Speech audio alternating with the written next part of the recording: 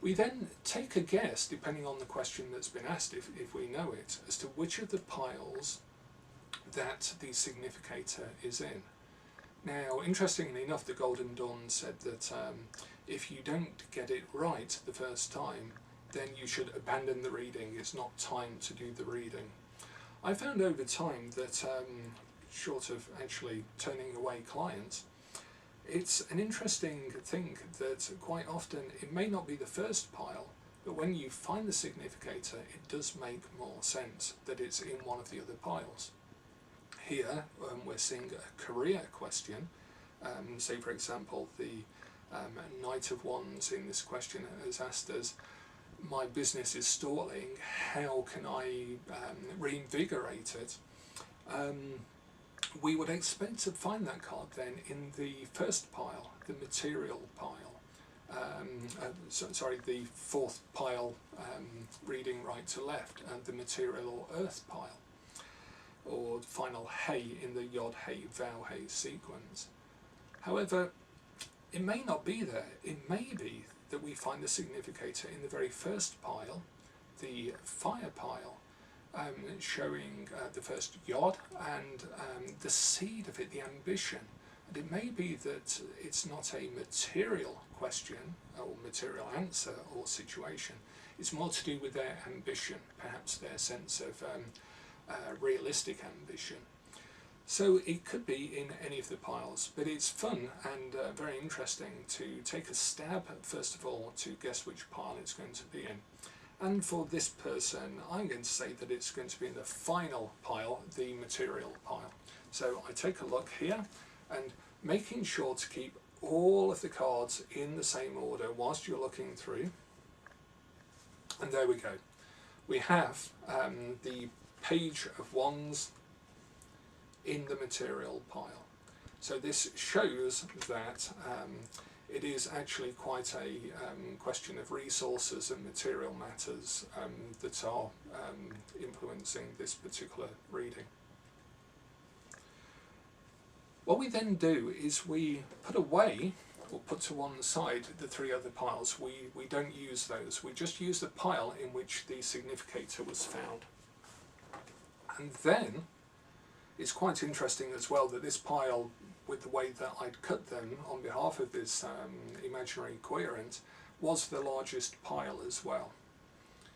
So what we then do is we are then going to horseshoe spread these out in front of us in exactly the same sequence as they are, face down, like so.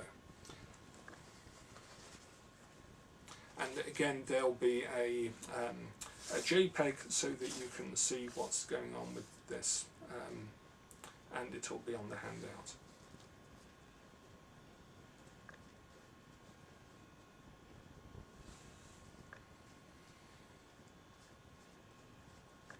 So we have plenty of cards there.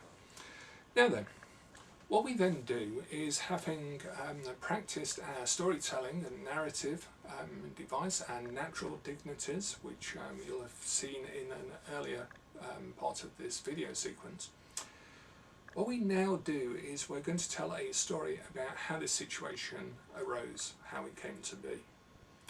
And to do so, we use what is what's been recently referred to as the card counting method. This is a Golden Dawn example of how they synthesized so many elements to create an entirely coherent cosmology. Every aspect of the Golden Dawn teachings were tied in, were layered through systems of correspondence, so that the intention was to generate an entirely comprehensive model of the universe in which the adept could then function. And we see it even here in divination. I suspect that over the last 20 years, since I've been really working with this spread, that it helps as well having the system of correspondence, because as you watch real life events unfold in your everyday situation, you start to see them as a narrative following through elemental, planetary, zodiacal correspondences. Therefore, you start to get a natural, intuitive sense of those forces at work. and can quite often come up with decisions, plans of action, and actually take action based upon that knowledge. So this is actually a rehearsal for real life as well, and we should consider it as a teaching method as well as a system of divination. This is partly why it was reserved for the adepts of the Golden Dawn system itself. So, in order to count, we have a very simple sequence. What we have is, it's very straightforward if it's one of the minor cards. If it's one of the minor cards, you count a number of cards, which I'll explain in a moment, which is basically the number of that particular card. If it's one of the kings, queens, or knights, we count 4. If it's one of the pages, we count 7. If it's one of the aces, we count 5. Now, Aleister Crowley gave that as 11, so he had a particular view that the ace represented the number of magic, and therefore 11. And also hidden in that is a bit of a mystical joke or magical joke where 1 equals 11, or 1 equals 1 plus 1, or 0 equals 2. So we're not going to go there, but if you want, you can either count 5, the original Golden Dawn method, or you can count 11. I would recommend using 5 to begin with, and then seeing if you get any different results counting 11. And for the majors, this is where you need to have learnt your correspondences, because for the elemental cards, the 3 elemental cards, you count 3. For the planetary cards, you count 9, and for the zodiacal cards, you count 12, representing the number of signs in the zodiac. And each of these counts has a particular occult and cosmological reason for it, which will be explained on the handout as well. So for now, let's just take those as the rules. This is how many we're going to count.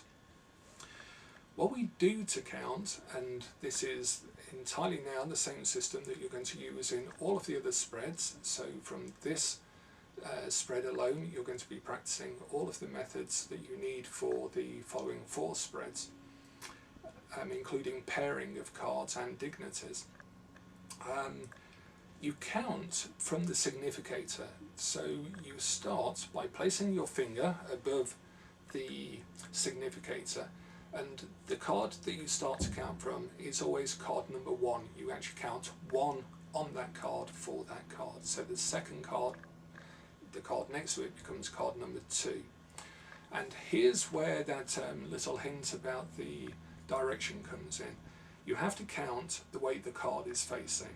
So here the page of wands seems to be facing to the right. So we're going to count right through the sequence, and when we get to the end of the horseshoe, we just pick it up back on the other side of the horseshoe, as if it was a circle. And some of the later readings we're going to see actually are on a circle.